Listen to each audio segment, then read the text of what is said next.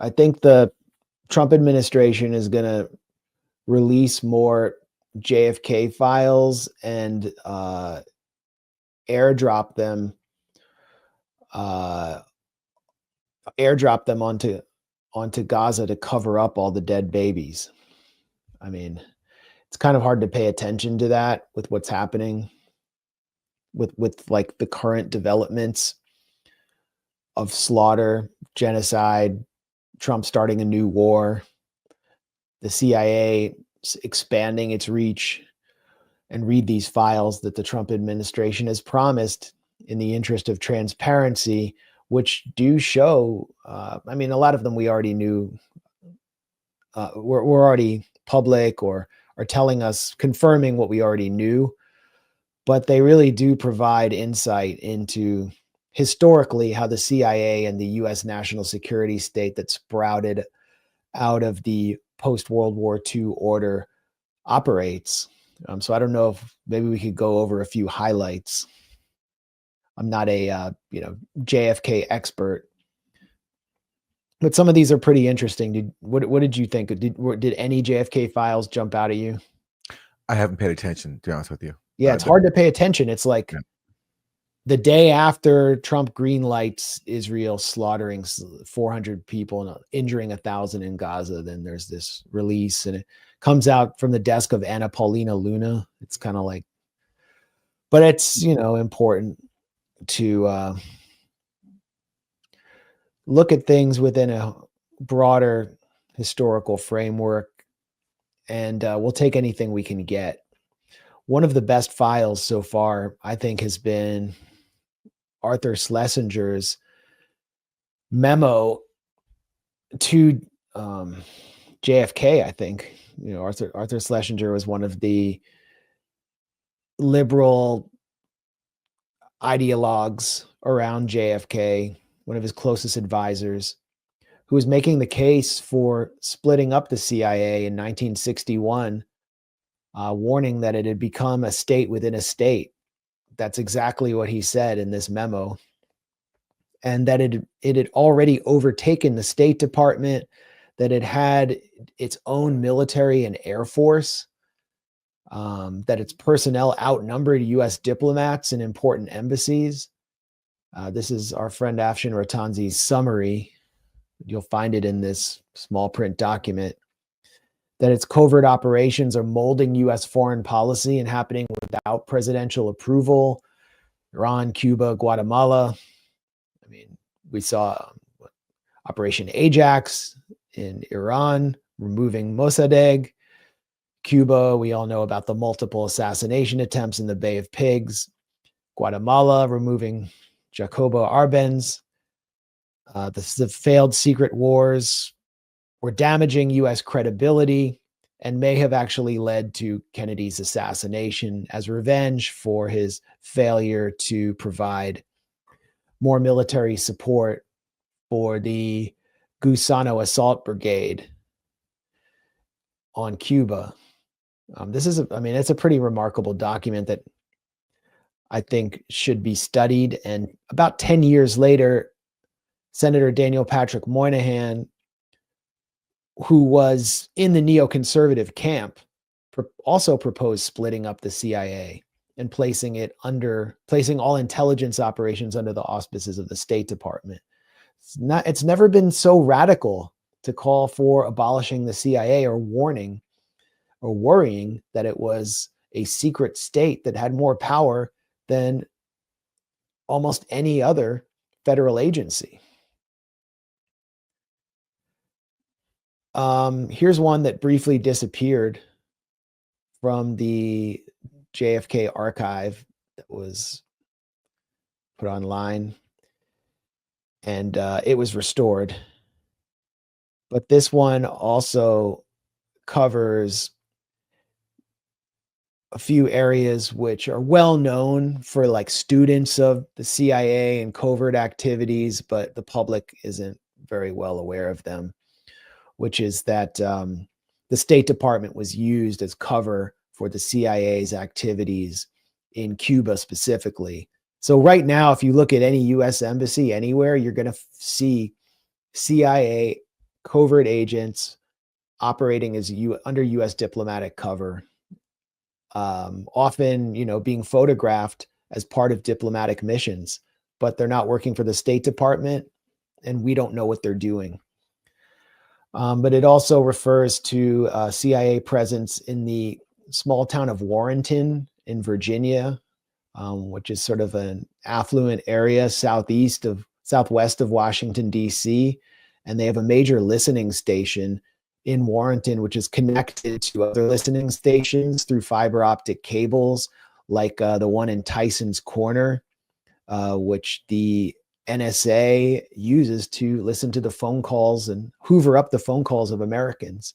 There have been various secret programs at that listening station, which is still active in Warrenton.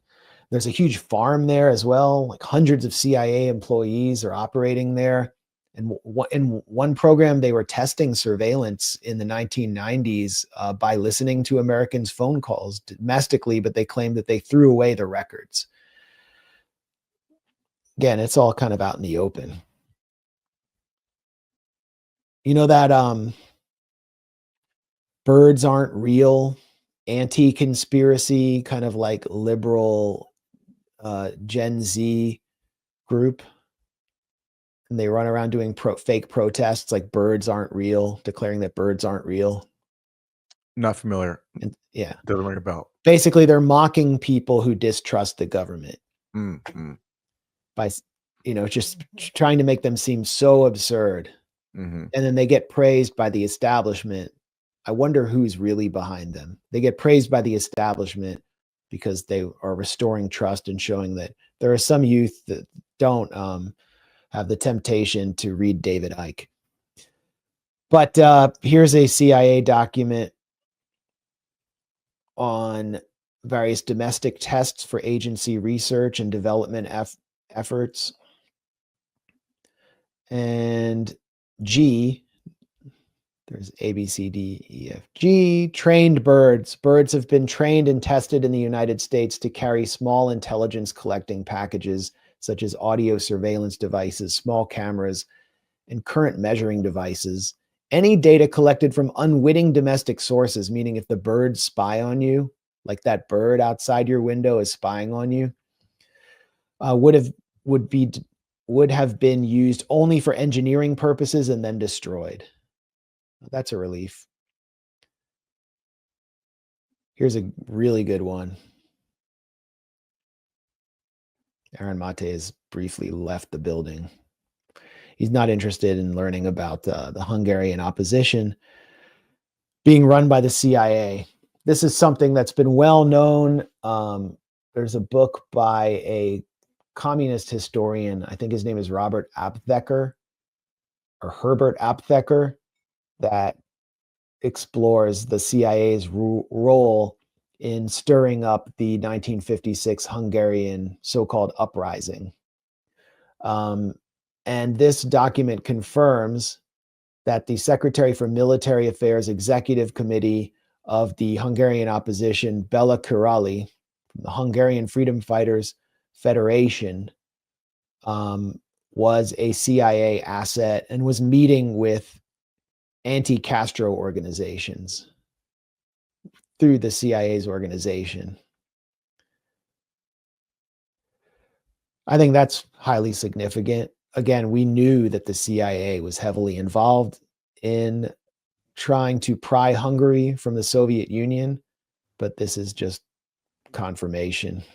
I mean, score one for the tankies right there. That's what the tankies have been saying forever, as they're called, and that's confirmation. Well, I mean, I guess so. I'm being facetious. Like I'm saying, it's that's a history. They also were carrying out pogroms in 1956. A lot of the leadership was Jewish, and the Hungarian opposition was anti-Semitic and was targeting the Jewish population that was left in Hungary. Well, this is my father's history. I mean, he fled all this. He fled in 1956 in Hungary. He does not have fond memories at all of growing up under Stalin. And so he has his own take on this, but it's fascinating to keep learning about the role of the CIA in fomenting the violence that was going on. Then one last one that I think could generate more discussion than we're capable of or have time for, but it's about James Jesus Angleton, who is the head of the CIA's covert operations in the late 50s, early 60s.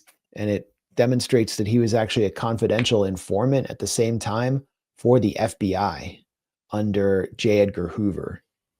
And also covers his close ties and sources within Israeli intelligence. Angleton handles special cases of a various nature, and he's usually given considerable freedom and leeway in directing the operations of his unit. In general, he's responsible only to the director of the CIA. He has numerous foreign sources and channels for developing information. The primary source is the Israeli Intelligence Service. And, that being bracketed, it was bracketed for redaction.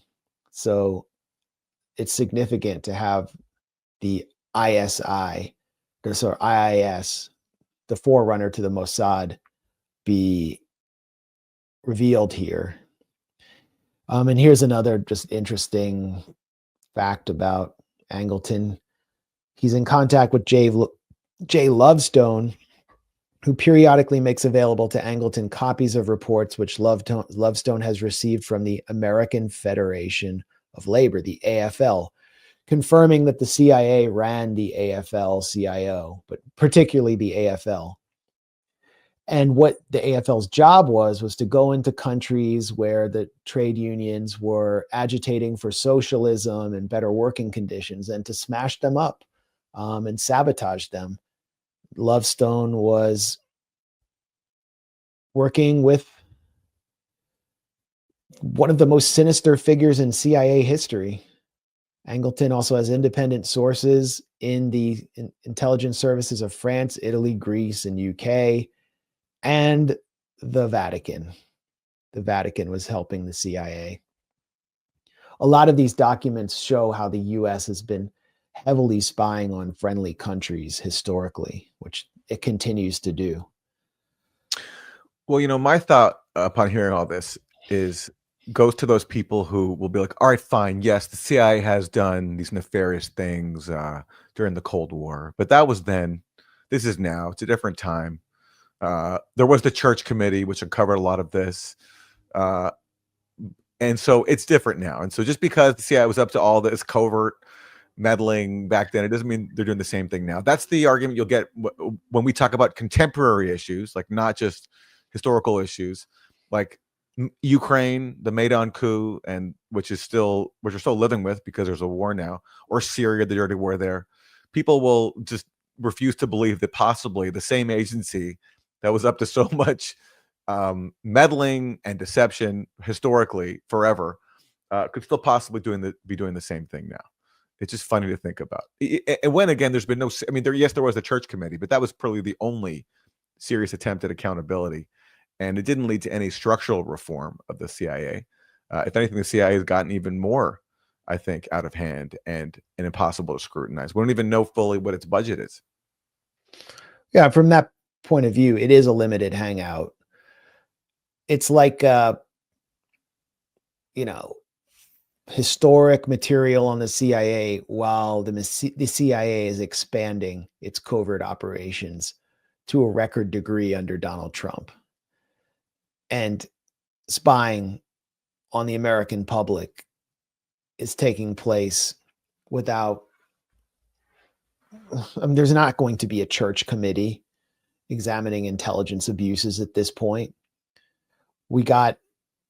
What we got from Edward Snowden tells us only a scintilla of what's probably going on right now with their domestic surveillance and the abrogation of the Constitution. We can't even get full disclosures on Russiagate, which was targeted directly at Donald Trump. Yeah. There's still so many documents that I know about that are being withheld because they embarrassed the CIA and the FBI. And so even when this was targeted at the president, the person with ultimate declassification authority, the commander in chief, it's still being held because you just can't go to certain places. There's certain lines that can't be crossed. And I mean, maybe on that front, now that Trump is back again for a second term, maybe we'll get more disclosure on that front. But so far, we haven't gotten it. And it just speaks to how our government covers up inconvenient secrets that disclose what it actually does, even when it's targeted at the current president.